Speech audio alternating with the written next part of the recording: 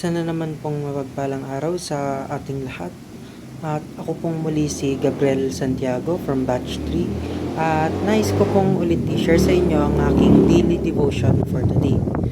Na ang ating topic naman po ngayon for October 1, ano itong kasuklam-suklam sa Diyos. Ang ating main concept po ngayon is about sex and theology. At kapag po narinig natin ang salitang kasuklam-suklam or abomination, parang bigat agad. Pero malinaw po sa Biblia, lalo na sa Leviticus 18, na may mga bagay na sadyang ayaw ng Panginoon dahil ito ay laban sa kanyang disenyo. Isa dito ay ang maling paggamit po ng sex. From the very beginning po, God created sex to be pure, joyful, and life-giving. Ang plano niya ay maging bahagi ito ng covenant ng mag-asawa na puno ng pagmamahal, respeto at pagkakaisa. Pero dahil sa kasalanan, nabahiran ang plano ng Diyos. Pumasok ang lust, adultery at immorality.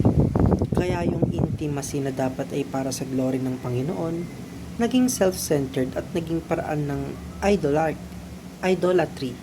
Tulad nga ng sabi sa Romans chapter 1 verses 24 to 25, God gave them up to uncleanliness through the lust of their own hearts.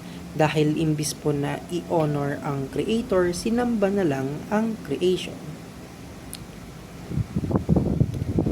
So, bakit ba ito kasuklam-suklam sa Diyos? Kasi imbis na mag-reflect ng covenant love, yung perverted sex ay nagiging chain na umaalipin sa puso ng tao.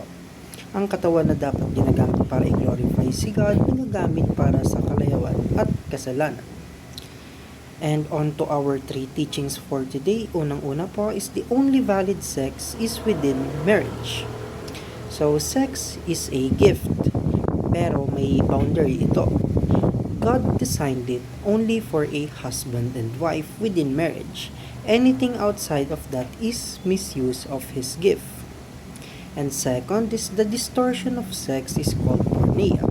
Lahat ng klase ng sexual immorality, be it fornication, adultery, homosexuality, pornography, or prostitution, lahat yan ay kasama sa porneia. Hindi ito simpleng pagkakamali lang, kundi sadyang pagkabaluktot ng disenyo ng Diyos. And lastly, the Lord hates porneia and so should we. Kung galit ang Diyos sa kasalanan ito, dapat galit din tayo. Hindi ibig sabihin na galit tayo sa tao, kundi sa mismong kasalanan na umaalipin sa kanila. Our response should be holiness and purity. Tinatawag tayo para maging set apart, hindi para sumabay sa agos ng mundo. At hanggang dito lang po ang aking daily devotion for today at salamat po sa inyo. Pakinggan.